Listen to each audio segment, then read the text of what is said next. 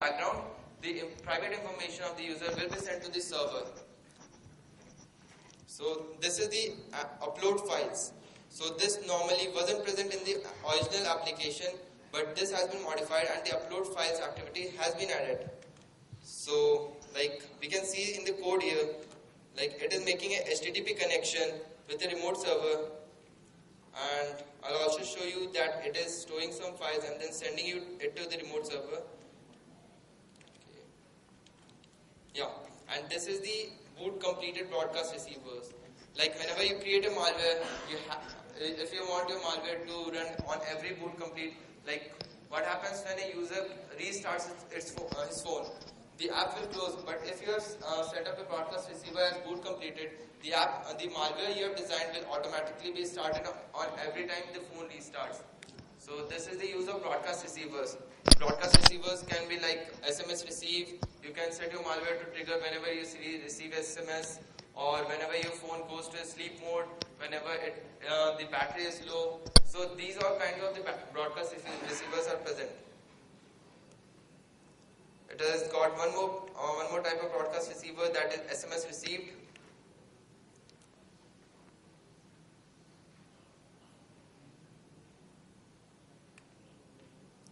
Like this is sending a zzphonecall.txt. This file contains all the phone call logs stored in this file, and then this file will be pushed to the online server. So you can either do it this way, or you can send all the data through the post connection. It's your choice. So like it's looking for incoming phone numbers and all the other details. Let's get back to the presentation. Yeah, the tools we use: Backsmiley, Undex, JDGUI. Some of the tools were automatically present in the APK tools, so we didn't go into each of the tools independently. And then we used Dex2Jar, we use JDGUI, we use APK tool, and we can also convert the Dex file into Smiley files using DexDump. Now some of the Android malwares. All these malware samples have been downloaded from contagio.blogspot.com. So if you like to analyze any of the malware samples, you can download the sample from there and then analyze it using any of the two methods. You can either convert it to Smiley files, or you can convert it to Java files and then analyze the code. Now some of the Android malwares. The first Android malware, Trojan SMS, Android OS fake player.a. It was a video player actually. Now what the malware developer did was infect the media player app and made it is to send a SMS to a premium rated Russian number, which costed the user around $6 to $10 per SMS. So it was the simplest malware till date, and it sends the SMS every 5 to 10 minutes to a premium rated Russian number. So this was mainly distributed through media applications, and at the bottom we can see that in the Smiley code there is a send text message. So through this we can analyze that this application is doing some kind of malicious activities, and it is sending it to a Russian number named 05211. So now the most sophisticated malware till date is the Genemy. It was all over the news few months back. You may have heard about it, and in the corner it has the virus total scan. 18 out of the 43 antiviruses have detected it, and I guess now almost every antivirus have detected this Genemy. So what exactly is Genemy? It is the most sophisticated malware till date. As I said, it was the first Android botnet malware which came into existence. Now what this malware did, like suppose you install the malware, it created a multiple variants of this same application. So even if you deleted that particular malware, the other variants would already be the other variants of that application were also present on the phone. So there was no way you can get rid of this malware. And it also had obfuscated code, and it sent the HTTP request using encrypted network data, which was a DES with the key 0123456778. So how we got this DES key? We reversed the Genemy application. There we could see that it has been encrypted with the DES key, and the key was also mentioned in the application. So it could start using either of the services or any of the broadcast receivers, boot complete or SMS receive. Once installed, it makes a connection with the command and control center, and it downloads more of the payloads. Like there is a Metapleter multi-stage payload. Like once the exploit has been completed, it downloads more of the payloads. This was kind of similar. So this was done to make the application size small. So once the user has been infected and it has made the connection with the control and command center, then it will download more of the codes, and then it will be instructed what to do with the user. So also it steals all the user victims, all the user details like the call logs and the SMSs. It also tried, it can be in the 5 states: start, download, pass, transact, idle, and each of the bots were identified with their IMEI and IMSI numbers, as we will be doing in our malware. Now these are some of the commands used by JNME. These are simple commands like you can send a call command to call a number, SMS, email, install another application, shell, get a direct shell connection to your server. Now Droid was a follow-up to JNME. It added some more features to JNME. It did the same kind of work, and then it also tried to root the phone with the exploits, namely exploit and rage against the cage. It also came with the multi-staged payload. It has XOR encrypted data compared to the DS encrypted post connections in the JNME. It was another botnet. So let's create our own malware. I'd like to invite Shubho Halder for creating this malware. So he'll show you the demonstration. And hello. Hi guys. Okay, so this is the most interesting part actually. Creating a malware. Hello. So the most interesting part is creating a malware, and all this was boring stuff. Right? Yeah, kind of. So it's like demonstrations are always cool. Yeah. So the malware stuff is much more interesting. So the first inspiration which I got is like I wanted to spy on my girlfriend as my first inspiration. And that actually came into reality because I do not need to root her phone. Nor do I need to, nor does antivirus detect it, because it's a very simple application. It's a kind of very starter kind of application. Alright, first of all, I don't want to make this malware for my profit or anything.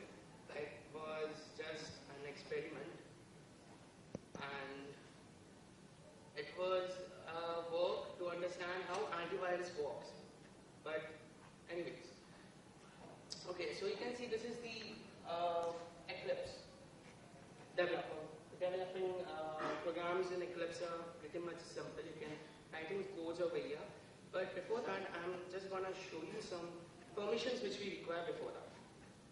Okay, so these are the permissions which we require. Read phone state, read SMS, read contacts, internet, access Wi-Fi state, and all those.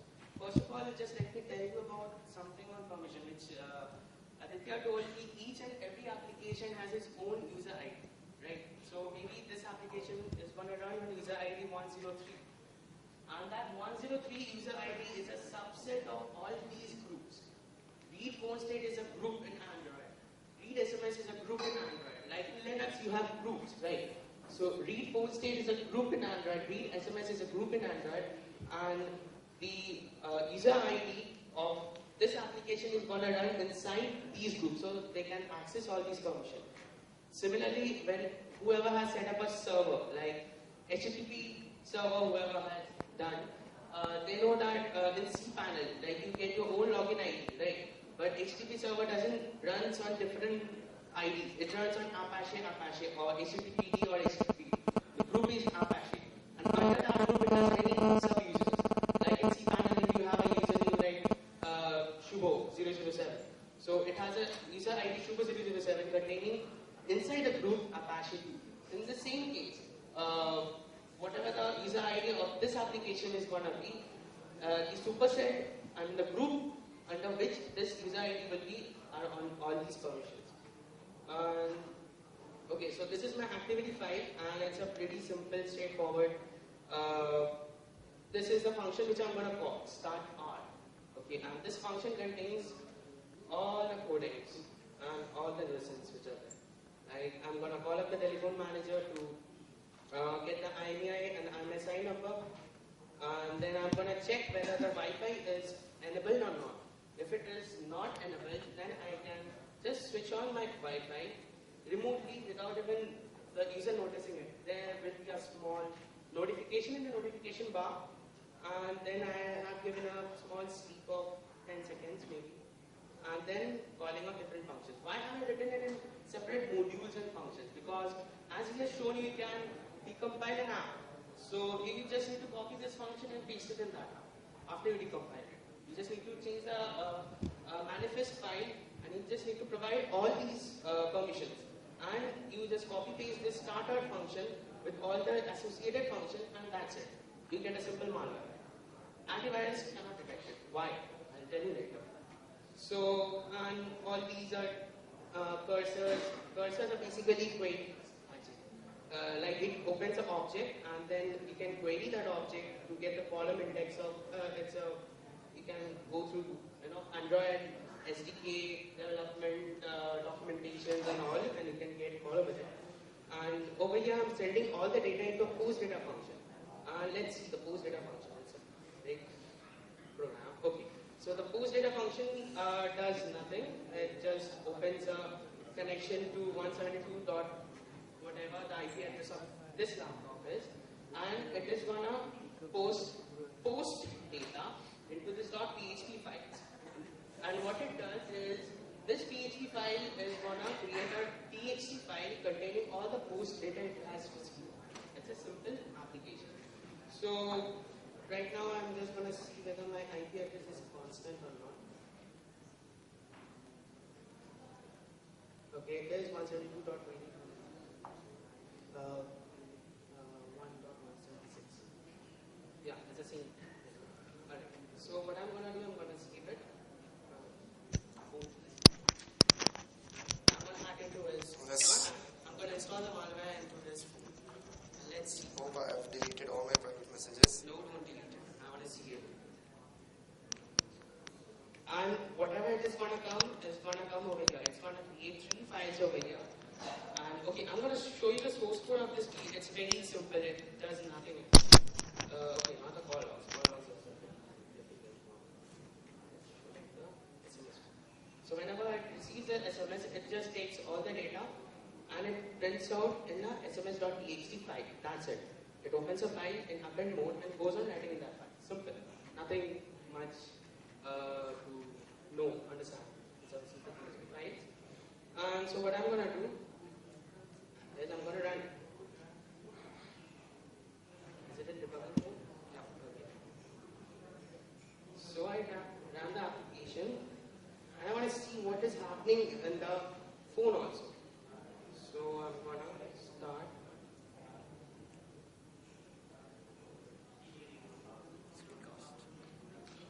Is it running on?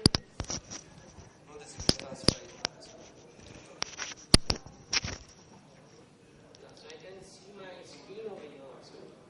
What is it running? It has no activity. It doesn't have any graphics over it. Okay, so it's a blank. But what is it happening actually behind? Is this? See this query? This is the logcat of the application which it does. See, it has queried the phones, the email, the postal address, the phone, of all the contacts. So it has queried, and it's a very big query. And then this is going to run, and this is going to get those files over here. So right now the contact files is right now still is updating actually. So I can open it in Notepad++. I can see all the contacts. Oh, yeah. Hey, and then all maximum of them are girls. These one take. Anyways, so yeah, so you see all the numbers. It's a call log. It's not a call log. It's a contact. Yeah, it's a contact. Let's see. Okay, here are some email addresses which has come with the contacts. So it's a very crude way of displaying it because I never created any MySQL database to store these. I've just taken it and I've just printed the raw post in a .txt file. Let's see whether. Okay, still running. Anyway, it's gonna take some time because oh god, too much of contacts. Yeah, and I'm gonna show you one more thing. Right, see, this Wi-Fi wasn't on actually that time. This Wi-Fi icon has been started automatically, and this phone is not rooted at all. I mean, is it rooted? No, it's not. So it's not rooted. So it doesn't need a SU permission. It doesn't need any extra requirements. It just needs this code running in the background. So what is the usefulness of this code? There is nothing usefulness of this code. It's all black hat kind of thing. But anyways, coming back to the presentation. Oh god. I'm going to show you from the start. Okay, come.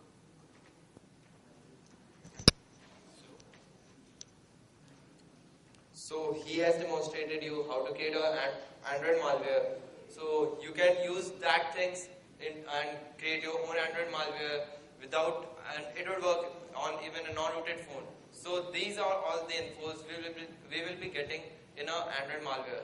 The first one will be IMEI and IMSI numbers. We'll be getting the contacts. We'll be getting the text messages.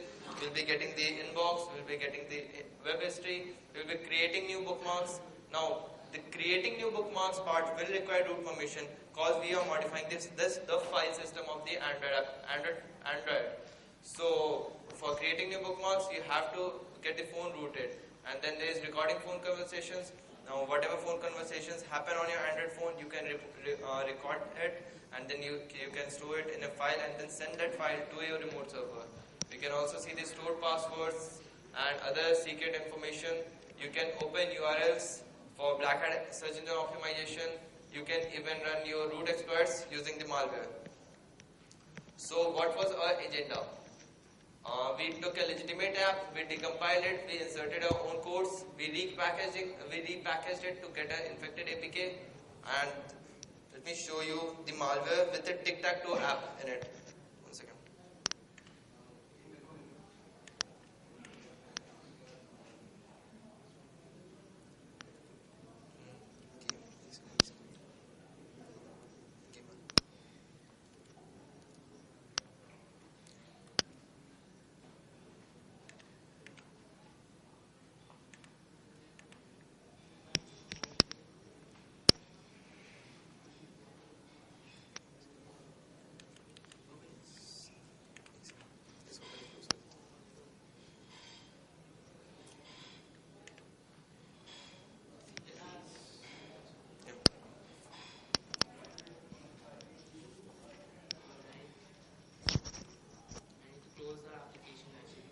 Previous running applications.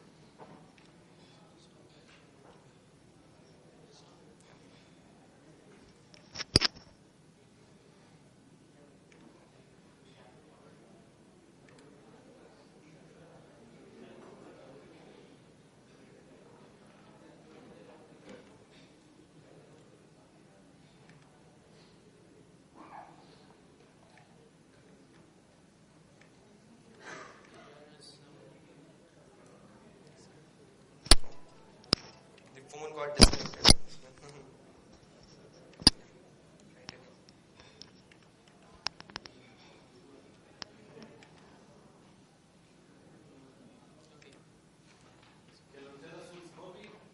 What? I don't know. No comments. Love is one of my friends. Yeah. One of my good friends. Okay. Your SMS has also been here. Okay. No. No. This is not my phone. Just close this.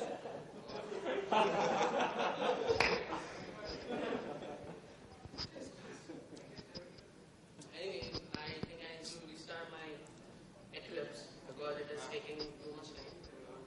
And we are running out of time. Eclipse is taking too much time and we are running out of time. Wow. Anyways, Yeah, so one more thing I just want to tell you.